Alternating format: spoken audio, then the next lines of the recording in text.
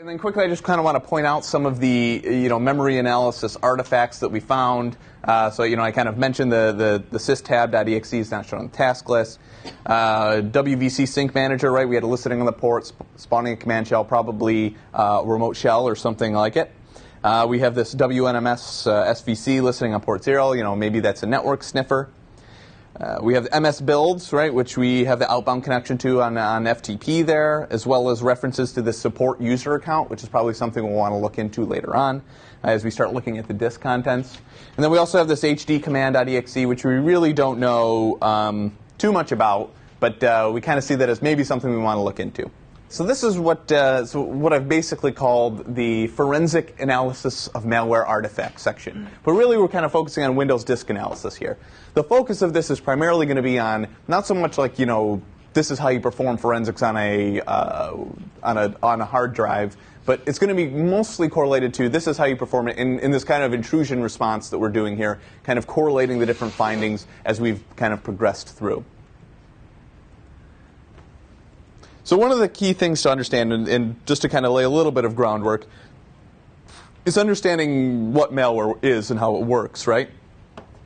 There is things like specifically targeted or kind of the targeted malware or kind of a random target, right?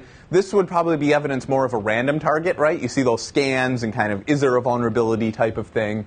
Targeted would be more like we want to attack this bank or this retailer or whoever else, right? That is also going to fall under like the state-sponsored type of things. You have the kind of automated versus manual, right? You have the things that are kind of particularly identifying a vulnerability in a site or in a service or something like that, as opposed to something which is just kind of automating or scanning for sites with a vulnerability.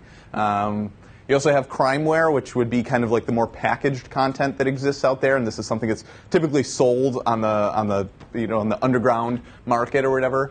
And then you have toolkits, which are going to be things like Nmap or SQLmap or stuff like that, which may be things that are used by penetration testers, but may be used by attackers to identify vulnerabilities.